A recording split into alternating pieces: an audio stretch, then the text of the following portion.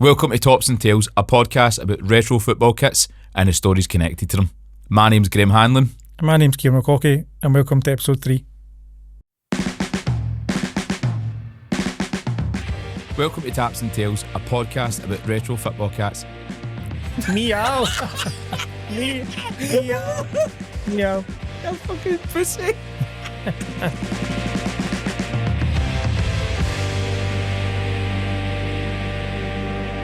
So Graham, here we are, episode 3, the tricky third episode. I think you could call this like the golden goal. The golden goal. So like, I seen the stat obviously it said about podcasts and things like that, and if 90% of them fail after episode 3, or they don't get to episode 3 or 4, so it's been nice doing this with you. And It's been thanks nice for watching. You. That's all, folks. Oh, that's like the difficult second album, innit, for bands. I'll leave that one to you. Aye. So what are we going to be talking about in episode 3, mate? So today is probably the first in a series that we're going to do over the next few episodes, and it's going to be looking at manufacturers, how they compare in terms of strips and history of them. And we're kicking them off today. We're going to talk about Kappa, how it's came from kind of humble beginnings versus Nike, a kind of global sports superpower who came into the football game a bit later than kind of anybody else. Cool. So will we kick off with what my favourite of the two? Okay. Personally, is Kappa. So a wee bit of backstory. You need to excuse we do have notes here because we've went a bit geeky with the OTT research. with the research. We've went OTT, but I think it is needed, and there's no way this was all getting me. OTT for TNT. Aye, for TNT. Aye, there you go. Right. So the history of Kappa extends back to 1916 in Turin, Italy. Began making socks.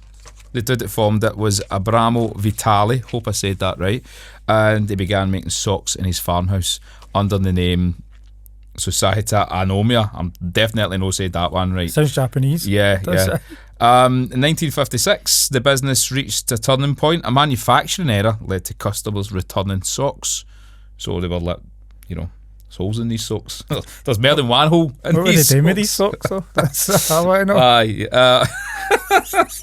So due to quality issues, they decided that they would put on a K for control. So this meant that it symbolised a higher quality, and that was the trademark for the rebranded. Like Kellogg's or something, is that? Aye. But this rebrand was now Kappa. So Kappa was born as a company it is in 1958.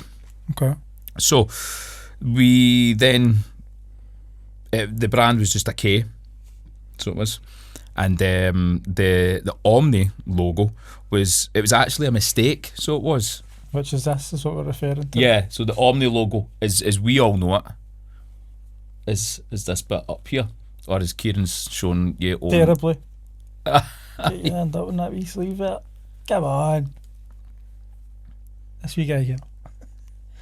Would you say Omni logo? The Omni logo. Cool. So it was an accident created by a photographer called Sergio Druto, and he was capturing two naked models sitting back to back for I thought it would say swimwear. We were going to recreate that for you live here, but we thought better not. Aye. It would look like two women sitting back to back with a cleavage. So yeah, they were sitting back to back, and because of the lighting issues, it silhouetted the models. Okay. And they looked at it and went, "That's great. We love it." I like naked models. yeah. The Omni logo, as we know it, was born. The first forays into football, because they were doing different kind of sportswear, and it wasn't so much football, was 1979. So it was the first brand, I believe, to sponsor the Juventus FC kit. So the kits before that were made in house, and because they were a local company from I was going to say, Torino. so being from Torino, was that like their kind of That was their goal? in. That was their main aim. Aye, that was their in. So they started manufacturing the Torino kits in 1979. We don't have a 1979. We do not. Kappa shirt. Just when you talked about the Omni logo, do you know, I actually don't. First thing is not football shirts that I think about. I think about those pop trackies that you used to wear in the 90s. With the buttons on the trousers. That's the first thing I think about when I think of Kappa. Is it? You used to, like, you'd wear them like somebody'd wear them at school. Remember somebody used to rip them? I pulled them up. Every time, then you spent about 4.5 hours buttoning them up, and then somebody ripped them again. So good old days. I watched a video talking about Kappa in the UK, and it's kind of like, it's more known for like cheap socks and Vicky Pollard. Right, aye. Little Britain with a pink trackie and the thing. Yep. Do you ever own a Kappa trackie? I had the trousers, I did. I'm sure I had a green trackie as well, a Kappa one. That kind of mint green one. I can imagine that. But aye. But it's all the rage. What about with your what was the big chunky Adidas trainees? The big plastic toe, man. Oh, right, Run DMC ones. Superstars. Yes, Brendan. He knows it. Was that aye? Kappa trackie and a pair of Superstars on, man. That's what it is. Anyway, we digress. So 1979 was the first time the logo would have been sported on football kits, and then they kind of branched out. So the big names, well, they had a lot of Italian teams into the 80s, and then in the early 90s they started kind of branching out, and two of the biggest teams they probably had at that time would have been Barcelona and very briefly Ajax. Like this one that I've... Yep, that's exactly the kit. So that and the home kit, right? So for me, everybody would probably think of Nike with a Barca kit. Yeah. Also like the one you've got in the Centenary and then the recent years. But when I think of Barca kits, I think of that Kappa kit. Yeah. Because I think of R9. I think of Ronaldo. Yeah. I think of Stoichkov. I think of Figo. Yeah.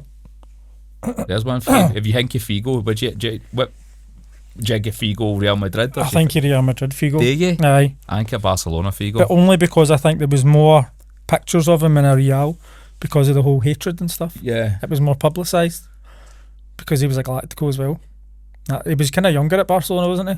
I mean, that was he played obviously for Sporting. Yeah. And then for Sporting he went to Barca. Aye. Yep. Nah, I would say Real for me. Aye. I always see him in a greasy haired Real strip, I think. The guy's no washed his hair or something, you're digging him out. Getting pigs' heads chopped at him. That's what I see him.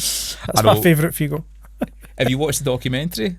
No. You should watch the documentary. It's quite interesting, and obviously it talks mainly about that transfer and that move, but there was a bit of controversy as well about, if I remember rightly, about his move for Sporting to Barca. I can't remember exactly what it is. You know, probably pointless me actually. Don't spoil it for people. No. Pretend that you know and don't tell them. Right. I mean, I'm not want to spoil it for anybody, but it signs for Real Madrid in the end. So Kappa had the lion's share of teams in Italy. Let's say teams like Barca. See, that's a bit later.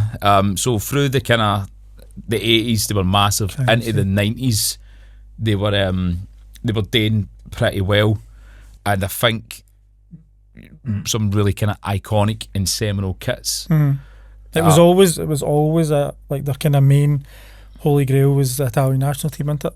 Because I think the guy you butchered his name, that guy, he said it was his living ambition, apparently, to be the kit sponsor of Italian national team. But when I did a bit of research, it said that they didn't do that until he died. So I think it was his son or something. Yeah, he passed on that ambition to do it for his dad. Kappa didn't, if I'm remembering rightly, it was NR made the kits. So they made the kits. So the thing for Italy. For Italy. So NR made the kits for the Italian national team, and then it was Diadora for a period of time, and then Nike. So the Italian national team, as a rule, they didn't display the manufacturer on a jersey. So if you look at like World Cup 86, World Cup 1990, I'm pretty sure you won't see on the match worn. Okay. You will not see a manufacturer sponsor, Yeah. i.e. Diadora. Because I'm trying, even on the 94, the USA, they didn't have Diadora on the Italy top. No, so it was Diadora. It was just in the collar and Mhm, wee design, but they never actually had the manufacturer, did they? So then if you fast forward to 98, nope, it's not there. What was that? Nike was 98. Okay. Aye. So by that point they had, by 98 you could see a massive influx in Icon shirts. Yeah. So Italy was then sponsored by Nike. In 2000, I wonder how that kind of went down then in Italy, because obviously they're talking about like a local manufacturer doing the Italy kit. Like there's a bit of history behind it. I don't know. Never seen anything about it when I did the research, but that must have caused, do you know what I mean, a bit of a bit of controversy. I think so. Because surely like national team patriotism, like I mean, if you could have your shirt made by your country, you would. Well, I suppose when you think, so I've not done much research into Diadora as of yet. I've done a wee bit into NR, into Neri, and I mean that's a guy who was an ex-player. Now he was Italian. He was a player, played in Serie A, and who went on to form a company that manufactured kits. So for them, he manufactured the national. That's the pinnacle. Yeah. And then obviously for brands like Diadora and that. So I wonder why Kappa. It's almost like if you're the FA, you've sold out. Yeah, Do I you know wonder what I why mean? they wouldn't. But why would they have not been in that conversation? Yeah, why not just stay or go to them? Strange. But obviously, we've got to kind of flip back and forward through the timeline here. But they did eventually sponsor the national team, and they kind of reclaimed Serie A. Yeah. When they brought out the combat kit. Yeah. But we'll get to the combat kit. So the socks thing as well. That was quite cool when I was researching. So the dude made socks and made pants, and he's kind of like garage, his farm. Right. So that's a great tale for the grandwains or the great grandwains.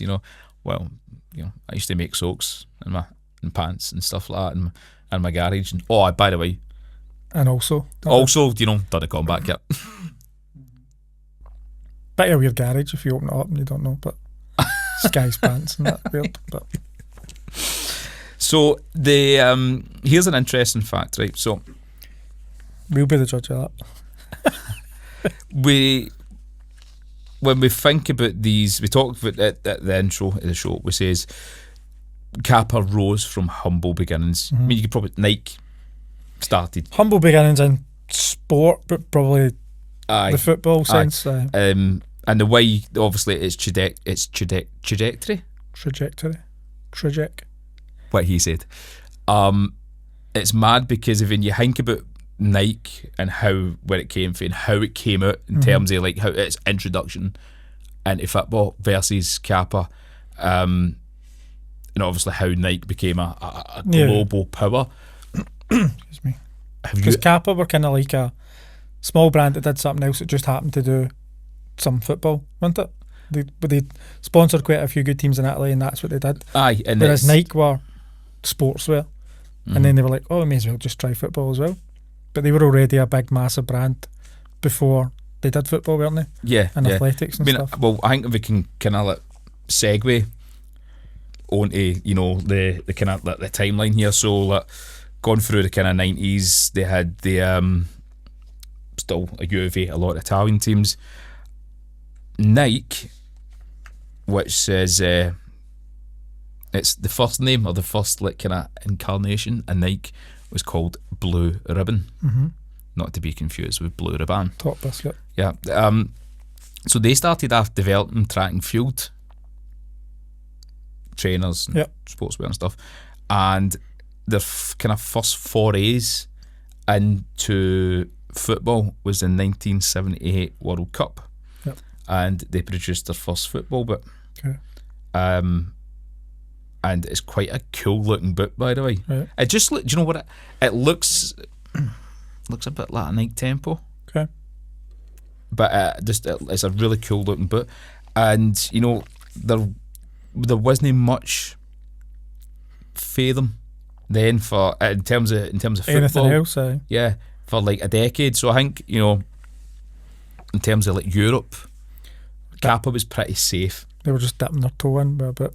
I did fling a wee bit in there, but you know they were fighting at that point in time. You would have been up against Adidas and Puma. Yeah. So when I actually did a bit of research on Nike, it was only, like you said, you brought up the World Cups. It was only really World Cups that they tend to go big on. Like that was the only time they really bothered with football. But when you actually look, going to get Brendan to put a couple of pie charts in here about World Cup. When you actually looked at manufacturers of the World Cup, Nike didn't really factor in the first few World Cups, and then they kind of went massive in, was it 2000 or 2002? Well, I think you'd maybe go back to, in terms of, you know, soccer in America, there wasn't much of a market for it, and then with the US getting the World Cup in 1994, so the lead up to that, you know, the World Cup, unfortunately, you know, it's a money making circus, you know, and where else in the world is better at, you know, capitalism promoting stuff than America? You know, it's go big or just don't go at all. And I think, you know, with securing the World Cup in 1994, Nike at that point were a massive entity in the US. Yeah. And they would have looked at, you know, football and went, right, aye, what is this? How is this taking over? Don't need maybe they're looking at it and going, we don't actually care about the game. Yeah. But, you know, there's money to be made here. So do you think, he's looking back at that, I don't even think Nike had a single team in that tournament. At 94? I don't think so. None of the big teams anyway. No. Because see, for me, but it's always Umbro. Not to tell, obviously, Nike execs how to suck eggs, but if you knew the tournament was going to be in America, do you not think you would try and have one of your teams wearing the shirt? Well, that's one for Google, isn't it? To find out. But yeah, but I think maybe that was the kind of the eye opener for them. And again, they might have sat there and went, we don't really care about the game, or but you know, there's money there. I think you're right though, because 4 years later, they kind of made one of the major signings. It was probably the turning point of announcing them on the football stage, wasn't it? Well, you know, I don't think there's any coincidence that so Nike kind of dipped back into European football in 1986 or 88. I did have that start somewhere. With Sunderland. So Sunderland was the first team that they manufactured a shirt for in England. Okay. So first team that they manufactured a shirt for was Portland Timbers. Okay. Who Chris Boyd is also represented. Yes. I'm glad you said represented there rather than played for. So, I don't think he did that. Did he not sell beds or something? What did he sell? Chris Boyd? He sold something. It was an advert. There's a famous advert where he was like, what, in America? Was he selling wood or something? What was he selling? No. When a player signs for the Portland Timbers, I think they wheel them out and parade them, and they've got to chop a log. Then they've got to out and chop a log for them. Right. That's an initiation. I'm sure he sold beds or something. I'm going to find that out. If you think anybody in comments, I think he sold beds or couches or something. What, when he was there? Aye, that was the most productive thing he did. Supplement his wages. Aye, I'm sure he did. Well, Super King ones. So Chris Boyd, his SPL's all-time top goal scorer. Bet you never thought you'd hear Chris Boyd's name in the renaissance of Kappa. The Nike. Aye. Well, you're welcome, Chris. You're welcome. Boydie's in there with the legends. You've put me right after. I'll just get pictures of Chris Boyd with a big lumberjack shirt on. Other couches are available. You don't need to buy Chris you don't have to go buy a Chris Boyd couch. So Portland Timbers was the first football team. Sunderland was the first English team. And then for the start of the 1994 season, they had their first English Premiership team, which was Arsenal. So I don't think that's a coincidence that Nike's went out and started sponsoring Arsenal in the same season that they've got a World Cup coming up. Yeah. Do you know what I mean? Now, Nike sold trainers and stuff like that. Nike had possibly the biggest global superstar on the planet now punting their trainees, and that was Michael Jordan. Yep. You're thinking about a joke to crack No, there, weren't you? no. Aye, you were. No, Did you see the wheels turning in his head? You could hear them. Aye, screeching. I couldn't get the joke out in time. I can't remember it. It's fine. So I think in terms of like the marketing, in terms of the money, Nike had it already stitched up. You know, in terms of A that plan side. of this is what we're going to do. They just needed an in to the European market, and so was that the Arsenal one that had the Nike, like the old logo, so it had the tick but it said Nike. Nike, that was the first one for Arsenal. Like Dortmund, that one behind you, I think that's the logo. This is setting me up to fail here. No, big reveal. Dun dun dun. Kind of like that. Aye, it's not quite the one I remember. It wasn't quite it's like that. Closer. It was embroidered and it was slightly smaller. I don't know. It was the other Dortmund one. It was after that, 2 years after that, I think, the Dortmund one. We don't have one. Yeah, it's not there. So I think there's no coincidence that started happening, and we then, off the back of that, had World Cup '94, and then you start seeing a bigger influx of Nike own shirts now, with the kind of financial clout and the kind of media networking, all that they already had in place in America. I don't think it's no real shock that you then start seeing Kappa disappear for teams like Barcelona and stuff like that, and we start seeing the swoosh on the shirts. So 98 for Nike then, what was the biggest thing that happened in terms of football then? Well, what was a game changer for Nike? The game changer for Nike, well, it's got to be boots, and the fact that they took off the Umbro and the Brazil kit. Brazil were obviously the heavily tipped to be the winners of World Cup '98, and at that point Ronaldo was Michael Jordan. But Michael Jordan, a football man, he was hot shit. Do you know what I mean? Like, Nike made boots. They had all the kits, all the rest of it. Kappa. Have you ever seen a Kappa advert? No. Couldn't even tell you what one looked like. Brendan, you ever seen a Kappa advert? No. Don't buy a lot of socks. So. I've never seen a Kappa advert. Not even in Italy? I've never really watched the telly in Italy. I suppose. Don't go to Italy and watch the telly. Next time I will. Aye. Sound like a bit of prick there, didn't I mean to? But I've never seen a Kappa advert. No. At that time, or the lead up to, so kind of in between, 94's there and done with, 95, I'd probably say between 96 to 98 was like the big push for Nike. And I think that's when we started seeing them really flex their muscles in a way that Kappa just couldn't compete with. Now, no in terms of kit design, no in terms of quality of manufacturing, all that kind of stuff, just pure absolute publicity, just an absolute animal and machine. And they had the poster boy at the time, which was Ronaldo. I think that advert, obviously I'm pretty sure nearly everybody will agree that watching that's one of your first or your most lasting football memories, was that Brazil team, that advert in the airport. Like that is football heritage. That's like they smashed it with that advert. They couldn't have done any better with it. Well, that's the thing is, at the time it was just marketing. It was about selling boots and footballs and shirts. But now, like you said, when you look back at the adverts, they're seminal. They're celebrated. They're actually, when you look at it and all that, they're kind of like small films. Because if we went the launch of like new football. What is the first Nike advert you remember? Yeah, was that one before? Au revoir. Yeah, with the devil. Aye, that was a good one. So like, think of that. Who was in that? Maldini. Cantona, obviously. The devil. Who else was in it? Ian Wright was in it. Was he? I'm sure Figo was in it. Who else was Nike at the time? because that would have been 96, I think. Who else was in that advert? You born in 96? No. 94. You should have remembered to. No, he said he was born in 94. All right, I will. Aye.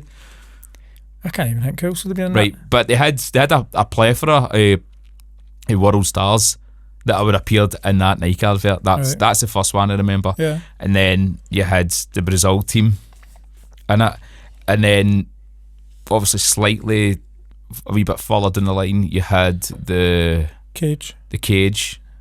You had the jailbreak. Now we had the Was jailbreak it the glass or the with the ball David thing had and to dink it? no, the ball lands in the sand, and Edgar Davids runs up and does that mad flick kick The and turn that everybody tried to do. how many I still don't know how he did that. I don't know how he done it, man. It was like magic. He just fucking hypnotised the Was ball it- or something.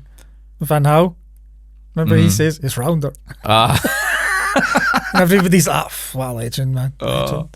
Aye, that was a great advert. Right, so there you go. How many Waynes I've watched that Nike advert, Aye. right? And they're out trying to break their ankle like Edgar Davids. Yeah. But you know how many Waynes then are going? I want to get a pair of Total 90s. Yeah. Or a pair of Kappa socks. Aye, That's it. Total 90s. Yeah. But that's the power of that marketing at the time. How we didn't have social media and all that kind of stuff, so it was obviously adverts that reined us in. Like, you try to tell me you didn't watch that. But that was like their adverts were, like you said, seminal. They were groundbreaking for football culture as well. It was like, this is football. That's like everything in the past has been crap compared to this. Aye. Like, this is exciting, it's sexy, is what it should be. Aye, definitely. And it was because it was so cinematic, and it, it totally changed how you look at football. Do you know what I thought when I had the adverts? That's maybe a weird thing, but I used to look at all the players that were there, and I was like, wonder who hangs about with each other, like when they're not filming. But I wonder Totty was in that Totty advert. was in the cage one. I was here in the devil one. I think he's no, he wasn't. Was he in the devil one? He was in the cage one, definitely, in the kata and all that. But that's what I used to think. I was like, who do you think hangs about with each other? Who goes for lunch together? Like, who's pals? That's what I used to think. No, I was at the back with a broken ankle because I tried to flick it on my headler. Oh man, they were the days, man. So if you compare and contrast, never seen a Kappa advert in my life. Nah. Then the next time you probably see Kappa on the telly is the aforementioned Vicky Pollard. And that didn't inspire me to run out and Because they kind of drifted from football, didn't they? Kappa, like a wee bit. Because I would say it's only mega recently that they've kind of come back, when they started doing like your Napoli, like this kind of one. Sampdoria, Fiorentina, they're all kind of current ones, but they've obviously tried to capture the market again of Italy. Because I felt like Nike and Adidas took over, like 2000s, I would say. Yeah. Apart from obviously like your Scudetto, Roma, those was your kind of Italian teams that still had Kappa, but nobody else really had it. So I think you're right. Like by the late 90s, it was Nike's got its foot in the door, and they're starting to really push them out. Adidas, which has always been there anyway. Again, right, so common thread, right? Nike had R9s, Tempos, Your poster boys, and and all these like all these different boots. Adidas made World Cups, Kaiser 5s, and then the for me the best boot ever made. Apart from that, controversial here. This is coming. It's coming. You going to argue with me? No, I just want to see what you're going to say. The best boot for me ever made was the 98 Accelerator Predators. Yeah, that's alright then, that's fine. I was going to say. I'll let you off of that. I thought you were going to say some Nike one or something. No, man, that's a close setting though. That's a cool boot. That is a cool boot. And then the one they done later on with the silver, with the black, I thought that was really cool. But for me, it was Predator all the way. They were like the best thing since sliced bread. Slice free kick. A slice free kick, aye. I remember I was saying to my dad about a pair of Predator, man, and like getting on and on and on and on. He's like, aye, like took him to the shop and showed him now in the window and all the rest of it.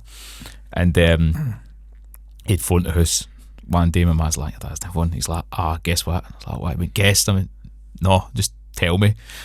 I've got you a pair of boots, son. He's like, I've got you the boots you wanted, the Adidas boots you wanted. I was like, nearly shot a rainbow, man. Questress. No. It was like the very, very first Preds.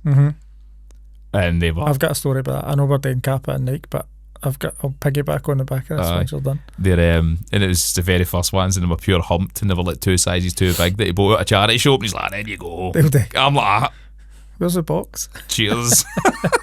Well, my story about Preds was, like you said, they were a fortune. You couldn't really get them, so it was a school team, I think maybe first year, and we were playing the first game of the season with the school, and one of my mates, Martin Kane, he had a pair of the new Preds, and obviously I couldn't afford them at the time, so he was right-footed and I was left-footed, so he gave me the left one, and I gave him my left boot and my normal boots, so he was playing with one right Predator and I was playing with one left Predator. That's what we did. You really don't want. I don't even think I can say what my So shout out to Martin Kane for doing these Preds and his left boot. What about that was? What about that? Oh, anyway, so the whole point of what my rambling is, the Zinedine Zidane scored the 2 goals that won World Cup '98 wearing Preds. Beckham was wearing Preds. Who wore Preds first? Oh, you're going to go into John Collins, Johnny Collins. John Collins wore Preds. I bet they scored 2 goals to win the World Cup final. He scored the first goal in Preds. He scored 1994 at Ibrox, a free kick against us. I don't want to mention that. Well, I'll just get it in there then, right? But he didn't score 2 goals at the World Cup final. He did score the opening. Did we score first against Brazil? No, Tom Boyd scored first. Tom Boyd scored first. Tom Boyd scored first for Brazil. Aye, that's right. And then we get a penalty. Yeah. Oh God, do you remember that or not? Absolutely bracking it. Do you remember when he slotted it him? Like, yes. I remember turning around and my dad's just sitting there. He was super confident, nobody else was. No. I just remember my dad sitting there and like, I've probably just pissed him off now. Nah. He's like, I've seen this before. Do you remember that Brazil team who walking out and they used to hold the hands and all that? Aye. Epic, man. Aye, that's nearly as cool as you on your mate's left boot. I was going to ask you to swap with Dave, but No. I was going to say it of yours. There's a reason we're doing this. There's a reason I'm trying to get to a point here. Sorry. Right. So, anyway. For 2094, Nike made them, right? And they had Ronaldo and all that, right? They had all them wearing them. Adidas made Predator and they had, the World Cup winners Dan and poster boy English football bet. Well, wasn't a poster boy brand yet. Yeah. But you get where I'm coming for here. Yeah. Kappa didn't make, Kappa made one boot. Yeah. Right? Who wore it? Who wore Kappa boot? Christ. Exactly. Do you know? No, fuck. Right. You could have kept that going though. Find it next week. Coming back and tell me next week. No, but my point is, between marketing and the players that they kind of had on their rosters, is it any wonder Kappa kind of just slid into mediocrity and just? But do you think that's because Nike obviously had a history of footwear? It's more diverse for Kappa to probably go into footwear, isn't it? They make socks. Socks go on your feet. Because did Nike make boots before they made shirts? Nah, same time. Well, they made a boot in 1978. I said that earlier on. I was listening. If you'd been paying attention. So they already made boots. They already made trainers. Obviously like Air Max and sure. Aye. So I don't know. Did Kappa have the infrastructure? Well, they made a boot. Regardless, they still made a boot. They had a go. They had a go at it. Aye, they had a go at it, and they failed miserably. But you wonder if Kappa had made a boot that was any good, and they'd maybe got, I don't know, Del Piero or Maldini or whatever wearing their boot. Funny because Del Piero wore Preds, Maldini wore Nike. Yeah. So, but if Kappa had, maybe pushed a bit more, would it have been different? Okay. So we've kind of gave Kappa a bashing in that wee episode back there. So I'm no. Listen. So to bring it back, to put them right back up there, what was the shot? What was the Kappa Brazil '98 version that Right, so redemption. That pulled them back. Aye, because obviously I do think the Nike and Hingway that was the downfall of Kappa. They just kind of fell out of the public consciousness. Yep.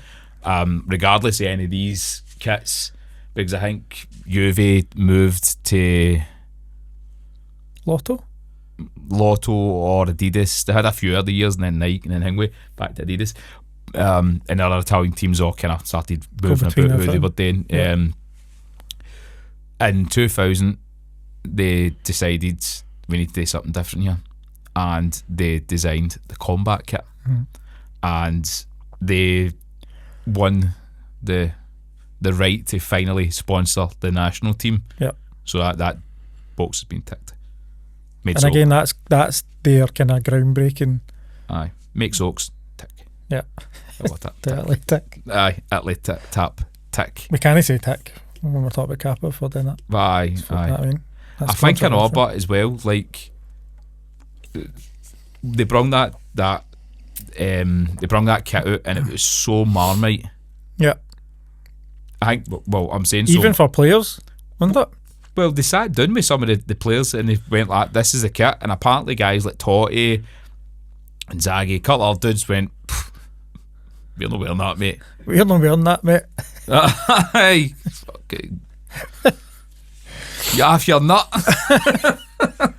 But there was method to it, wasn't there? That was there was science Yeah. applied, and it was basically like the material will stretch a certain amount so that if you're in the box and somebody pulls your tap, Yeah. there's more giving a tap so you can go further. Well, that's the bit I didn't think about, because when I thought about it, I thought you see the pull on the top, so the ref will give a penalty because you see the pull. But that's what they said, it was because it was a sporting advantage to say that if you were close to the ball and so was somebody else, you'd get an extra yard. Yeah, for so the strap. basically the purpose that moved the project was still to help sports performance. Kappa wants to give players 50 centimetres Aye, so it's like a more an edge. action in the penalty area to take advantage. Yeah.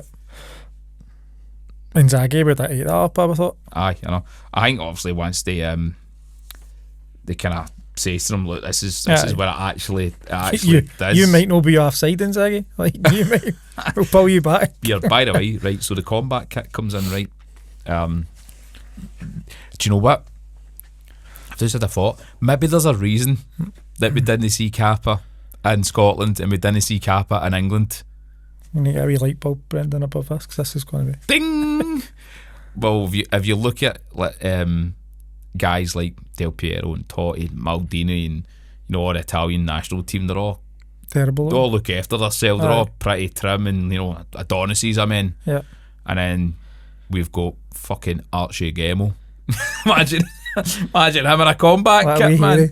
I mean, you get your average Scotsman a combat kit, man. He's going to look like being wrapped up in cling film and fucking sausages or something. Like sticking one on one of the crankies or something. Imagine that, man. Aye. Oh, okay, when they happen. But what did it though? I mean, Maybe we all that's why. That's probably another reason at all. thought, we all thought we looked like Nick Maldini and that when we did it. I told you before we went on that I had that Italian one there behind you. Yeah. There is an Italian one behind you somewhere. I've put these in horrible positions, man. Aye. So I had But- that one. No, it was long sleeves I had. But just to see. There I you think go. that's 50. I think that's 50 No, it's centimetres. been washed about 700 times. Oh, that right, one. that's pretty. That was an XL. I think. Used They to put be. it in a 90 wash. Aye. There you go. Revolutionary, that is. Touching a bit of history, you were. Aye, definitely. So the training gear that went with it, but I mean that wasn't tight. Oh, Do you see the training that gear? was sexy, but That was something else, wasn't it? that was good. So see the one Euro 2000 one, and it's like got the big Italia across there, and it's boxy. With the cap on, the sleeves were at And that the size. sleeves but the sleeves are massive, Aye, but they they were sit good. like there. they were class, man. Oh, I'd love one of them. Aye, they That'd were be good. just like by kicking about tap. I've got the t-shirt. I should have brought it in. You should have brought it in. Probably should Aye. have. I forgot about that. But the so the combat kit, I think the combat kit in terms of not just they've turned up and everybody, it's just a WTF moment, like what is this? There was a bit of planning, and There's a bit of planning, there's a bit of science. it said it and was inspired by surf culture. Right, aye. So what it you've said. got obviously Wetsuit Lycra kind of thing. That's what aye. it said. Cycling shorts, shit like that. Apparently. Well, there you go. But I think that then it also tied in maybe a bit more culturally. Jesus Christ, man! I need to put my teeth in. I don't wear falsies, by the way. Culturally. Aye, Just say it like Italian. That's a joke. Aye. I think it then tied in a wee bit more with the kind of whole Italian aesthetic and what we kind of think things that we would look at and say are stereotypically Italian thing.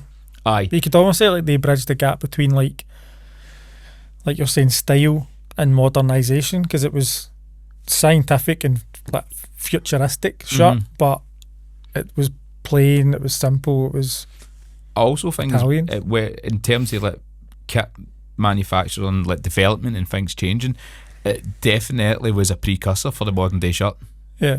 In my opinion. Yeah. I think it was, you know, in terms of player spec, player issue, all that kind of stuff. Spec, player issue, the material, rather than something being oversized and boxy in a certain look, a certain style, it then became very fitted, and the material changed. Yeah. If we sit here and we probably were to find the most up to date shirt, because there was another maybe season after that was slightly darker blue, not as tight. And they kind of maybe loosened it off, because that was one thing when I thought about Kappa, that like we spoke about player issue shirts and stuff, like you get like the replica, the fan shirt, and it's not the player issue. Yeah. Kappa never did that, and I think that's probably I would think that impacted their sales. Like you said, the wee Jimmy after 5 pints isn't going to be able to wear this, but if they brought out a fan spec one, I think they would have sold a lot more of it. It's a bit more relaxed for the Relaxed average fit. for the relaxed combat shirt Exactly. for the average man. And for those who may or may not want to go into war, like, do you know what I mean? Yeah, we'll see. But I thought they missed a trick with that, because I think the many they'd have sold, because everybody loves the kit, but the first thing everybody thinks is, I can't really wear that. I'm not wearing that. You know what I mean? What breasticles hanging out, do you know what I mean? None. It just, nothing makes you feel worse than putting that on.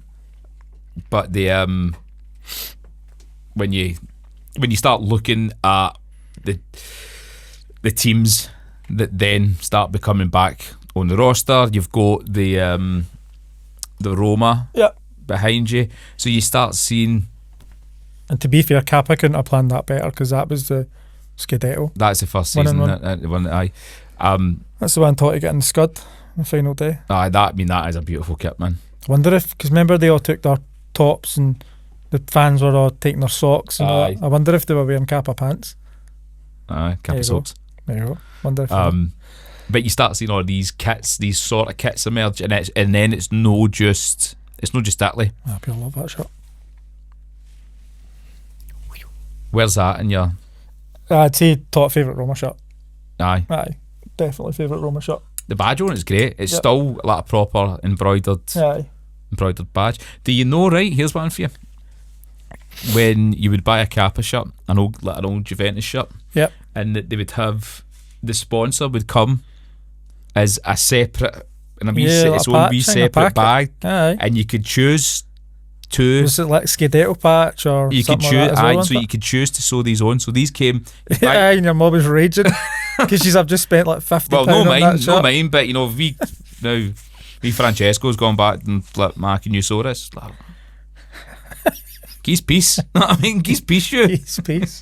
But so you would get the patch and you had to sew on. You still get it. So Napoli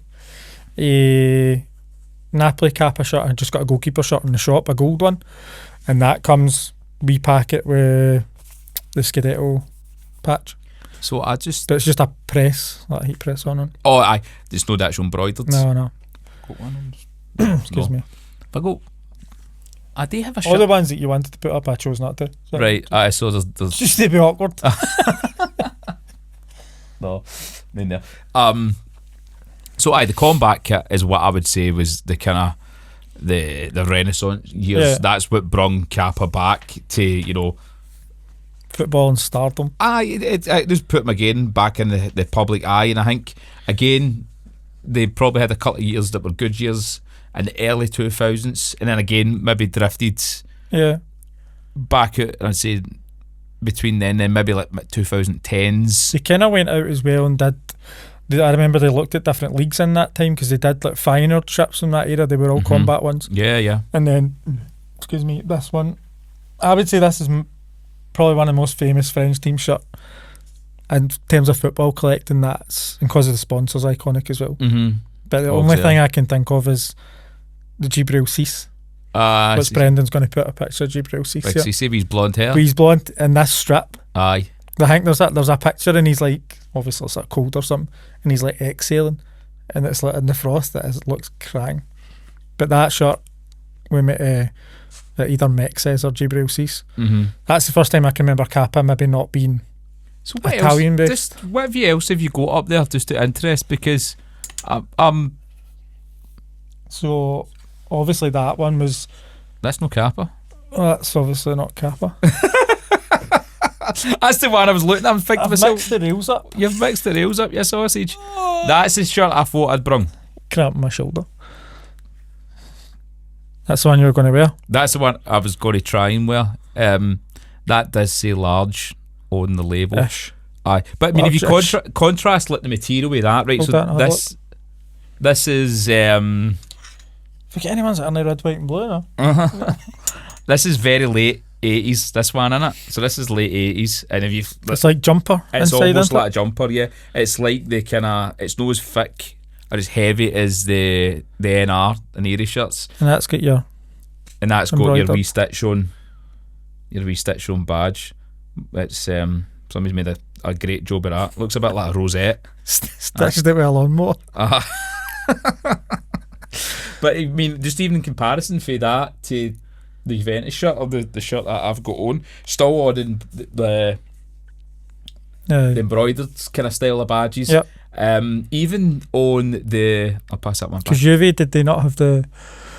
Did you have the one that had? Remember they put the badge on the sleeve as well. Yeah. So there was versions of the shirt after this. It still had the stars, and they had a sponsor for Europe, a sponsor for the league. They had free shirts with free sponsors. Yeah. Same template, free sponsors, and then they changed the badge position over to here. This one is on the collar. Yeah, you can see there unstitched. But I'm just looking, because obviously a lot of teams then started transitioning to a different style of badge. But all the Kappa shirts that I can see up there, the badges, they're all embroidered, aren't they? They all still came with a proper badge. Yep.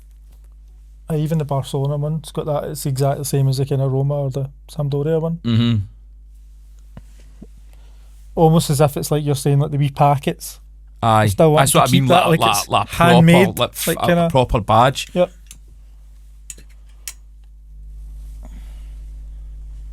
So I'm just looking through these ones to see if I think the kind of style of badge that I'm thinking is probably more in the last 5 to 10 years, like the kind of print rather than an embroidery. So we've got past 98, we're into 2000s. Where is Nike at this point? So, well, obviously talking about Brazil, that's where they've kind of dipped their toe in, massive success. Then when I did the research, it's kind of like they've honed in on World Cups. And like you said before about 94, this is the place to go. So they started to increase their sponsorship on teams in the kind of early 2000s, 2002 through 46, and they started to do the templates. So they were kind of probably the first to do the templates, them and Adidas. And they did, like you said, 6 or 7 countries. Every single shirt was the same with a different kind of take on it. So I've got the Nike reel behind me. So is there any shirts in particular that you're you've got... So first one would probably be the Nigeria one, just up closer. See the one over your other shoulder. Right. The most difficult one to get.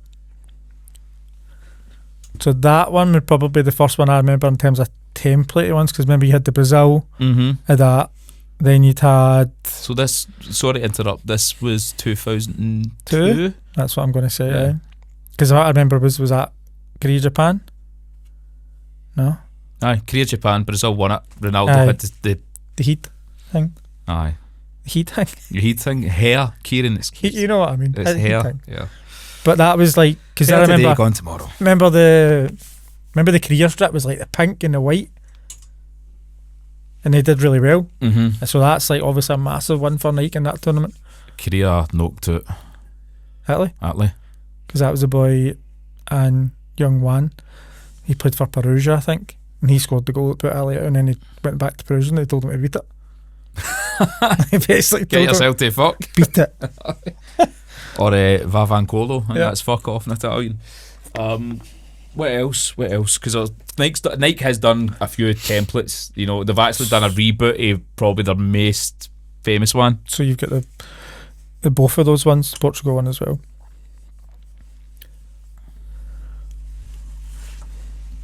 So was there an advert for like Total 90? Was that the?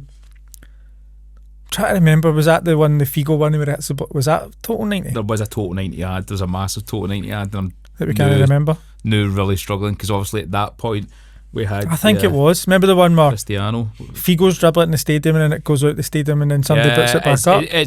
It's Portugal were with Brazil Brazil, weren't were they? lined up Aye. and it ole. That's what it He was. pegs them, then it's- Aye. Then It goes like that. at the end of it, they're all black and blue and looking a Aye. bit worse for wear.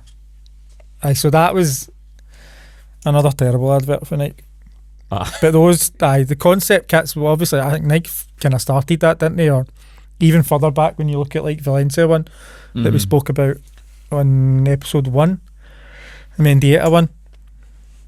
They were Yeah, the the first. template, yes. They were the first kind of brand to do templates, which is it's obviously good if you get it right and people like it, because a lot of people started buying different kits for that. Like you wouldn't maybe just buy the one team, you'd maybe buy a couple So could you argue that Kappa had a template for combat. for combat? Like that it just was the combat. It was, Yeah. that was the template, and it's like I suppose difficult to change the design of that in terms of, because a lot of them were just single colours, weren't they? Like the Italy one and like this kind of one. Because the Italy one I was talking about after that season was like that fit. Remember it had that kind of trim on it, and Yeah. it had this bit that was like slightly different colour. Mhm. It had that bit at the side, that Italy one, and it's not as skin tight as that one. Do you know, I remember, like, I've got the Rangers kits hanging behind me when we had Adidas as our sponsor. I loved it. Like the best for me is the best Rangers kits that's ever been made is the 90s Adidas ones. Yeah. And they were saying like the sponsorship's going to be coming up for renewal, and you're reading the papers and you're like, it's got to be. I remember when we get Nike and it's like Nike sponsorships 25 million quid for the next. Like, wow, Yeah, couldn't believe it. Like pure buzzing. yeah. Like couldn't wait for the kit to drop. And the one Because if you weren't going to Nike, anything else was down after Adidas. I wasn't it? That think was I it. mean Aye. and obviously I don't really remember Dumbro kits. Seen pictures and but I don't. It wasn't you know. You don't think it is a Rangers kit? It's It's Adidas. it's a Rangers kit. No, with Umbro, but Umbro wasn't. I wasn't going out and getting kits bought for me. I was going to say buying kits. You want to hear man? Dad were buying them. It was just that was my time period of really getting into football kits, and it was like a big thing because Adidas kits. Mhm. And you seen the similarities. So you'd see maybe Newcastle or Liverpool goalkeeper kits were similar. Mhm. The Liverpool, it's the away with the stripes was similar to the Rangers home. Yep. So you could see the similarities. like that, like their template. Yeah, Yeah, with all the clubs, France with the stripes. I'd have loved it when you go to laces and the collar yeah. for that 96 kit. But I remember when the deal was signed with Nike, would I have been that excited if it'd been Kappa? Probably no, because it'd be like, what? Jimmy Five Bellies wouldn't have been. Oh, He'd have been raging. no. You would have had to have got 6 and fucking stitched them together. You would have went down to the Kappa warehouse and like, here mate, Oh. do you make do you make 5-man tents? Aye, just cut a hole in the tapper then for me. But we done when we got the Nike kit and they done like a big launch, and what they done was they done the home versus away, Okay. and they done the two teams playing each other like a big okay. Nike day Yeah. at Ibrox. Never seen anything like that before. I doubt it very much we'll ever see anything like that again. And because of having that personal experience, like Nike. I mean, do you not remember Nike were doing like taking the it was like Nike turned up at your school. Did they? Aye, you were doing the thing where you level the ball and see how hard you can hit the ball and bending free kicks and all that. And No. I can't remember exactly what it. Anybody who went to East Bank in the late 90s, tell me if you remember Nike coming to the school, or anybody who went to a different school that Nike might have came to. Nike came to the school and they were doing a thing with how hard you could hit the ball. Interesting. Was this like in conjunction with Rangers strip? No, just not into Nike? David, just Nike. Because I remember the balls, like Nike balls, with there's the plain white ball with the swoosh. Aye, that was class. Like, screamers, Aye, man. they were good. I still had one of the balls up until recently, and my wife's cousin's Doug paid a visit. Because you had the Rangers. Is it that badge or the white way one? No, mine was just a Nike one. Mine wasn't the Rangers one. So this ball was ancient, and for whatever reason, it's found its way out into the garden. I think Palmer's in the garage let a couple of balls for the dog to play with when it's visiting. I know Graham loves. It is. Aye, it's chewed it up. Nice. Aye. But aye, so that was, for me, it was, Nike was a massive deal. Yeah. And obviously, like, again, really classic kits, seminal kits. Yeah. Would have felt the same way if, you opened up the paper and it's like new sponsors or Kappa. Yeah, I suppose. It was probably the same being a Celtic fan for when we did it. Yeah. When we got the Nike shirt, because that was and there's yours back up. I'm pretty sure most Celtic fans will agree that season, the 12-13 season, the 3 kits from that season, probably the best 3 kits that we've ever done. And that's Nike is kind of remembered fondly. Right. So in that sense. There's a Celtic fan who said Adidas had Nike and had Umbro, because to me, I still think when I think a Celtic shirt, I think Umbro. Umbro's nostalgic, I would say, but in terms of like the way the shirts fitted and stuff, the Nike ones were they were just a brilliant shirt. Like, and the designs were great. It was a good time for Celtic, but the shirts were brilliant for Nike, I thought. But like you were saying about, you were excited about Nike, there was the same thing about Celtic fans going to Adidas. Like, we were buzzing for Adidas, and I think it's been hit and a miss. It's not been brilliant, but I think Nike, in terms of maybe your 18 to 25 or 18 to 30 year olds, Nike is probably the one that they favour, even probably more over Umbro, I would say. And it was a big deal for both teams, although they weren't sponsored by them at the same time. That was a big deal because it was almost like, oh, you have had Nike, we've not had Nike, that kind of thing. It's always like that one-upmanship, isn't it? So, but no, I would say that they were remembered fondly for Celtic fans as well. And if you're a big company, you're going to want to get both of them too in your locker, aren't you, to tick them off? So, it kind of, to conclude or to wind it up, contrast and compare, I would say undoubtedly Nike have been the bigger kind of global success. They've been, worldwide in comparison to Kappa. But I think the course here, in my opinion, I do think that the Kappa strips will be ones that look back and they're more kind of seminal, or they're more classic, more revered, perhaps. I think that it is more Kappa will be looked at more being kind of stylistic and something that was quintessentially Italian, and that's the things that go with it, rather than just something that was steamrolled out. Yeah, template after template after. Aye, do you know what I mean? It was like, we can, because you sat there earlier on and said, oh, you battered Kappa there.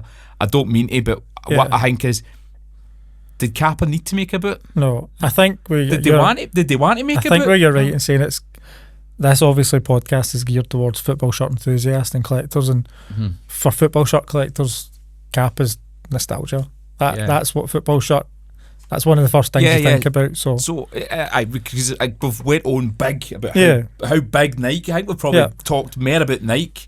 But they were always going to be big and successful because of what they were as a brand. Because of the money and the market and then the Michael Jordans and the adverts. But I think Kappa was probably more true to itself. Yeah. In terms of design, in terms of what it was about, and it was like, not this is who we are, and we're quite happy with it. We don't need to go and compete with Mike. Fucking hell, because I'm thinking about Michael Jordan. We don't need to go. They don't have to compete with Nike either. That's true. We don't need to compete with Nike because this is our lane, and we are who we are. We are quite happy in our lane. Nice. So to finish up, what's your favourite Nike shirt and your favourite Kappa shirt? So I would say my favourite Kappa shirt's that one. That Right. Barca one. Even over the home one. Right. That just like Ronald Koeman. European Cup. I've just spotted something. What's that? The collar with the badge and the collar there are the same. Oh yeah. Could that have been Template. Maybe Nike's Copied. somebody's been at it. So I would say that mental design, mental colours. Mm-hmm. Like, and I remember Ronald Koeman, Mm-hmm. I think scoring a free kick with 1-0 in the European Cup final. That was one of my first memories of football. So I would say that one. Even the material of that even stands the test of time to this day. But either that, home or away, for that, I would say would be my favourite Kappa one. Cool. For Kappa, for me, it's got to be it's the Juventus ones. Juventus, yeah. It's the Juventus ones, and it's like my first I remember Rangers played Juventus in 1994. Yeah. And I remember that Juve team destroyed us. Absolutely destroyed us. And I just remember the kits, and then they won the European Cup and all with the away kit and everything. I think that was the Ravanelli. Aye, that was the year 2 after, and it was just I just remember it being great, fantastic kits. Yeah. Nike, I would go, again biased, I'd probably go for my favourite one was Valencia one that we spoke about. Either that or any Dortmund one from that period. Yeah. Aye, again. So like that one, the Dortmund one we've seen before. Yeah, I think that's maybe the first. Is that one of the first Nike Dortmund ones? But I would say that either the Dortmund ones for the next 4 or 5 years, or the Valencia one just from purely personal. But I would probably say Dortmund again, or the Brazil shirt on the table there, because again for me it is just, it's timeless, and it is the images of that shirt will be long here after we are, and I think it is just something in football history. We've also went for we've not went with Nike's marketing in terms of the Michael Jordan. We've went niche. We've got Roberto Carlos in the back. Yeah, I quite like shirts that aren't. We've not went Michael Jordan. Guys. We've went with Pippen Not instead. everybody wants to be like Mike, do they? So before we wrap it up, I would just like to say again, thanks to Big Pond for the supplying us with the cameras and stuff like that. Thanks to everybody for watching the first 2, for sticking with us for that tricky second album. We'll be here for 4. We'll be here for 4. One more year. 4 in a row. Aye, we're going for 4 in a row. Kieran's here for 4 in a row. Anyway, all the usual jargon, Instagram, TikTok, YouTube, Foley, subscribe, and any feedback, any messages, always welcome.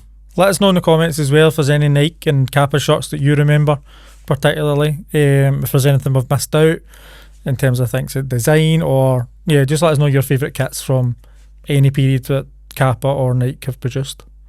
But like Graham said, thanks again for watching, and we'll see you in episode 4.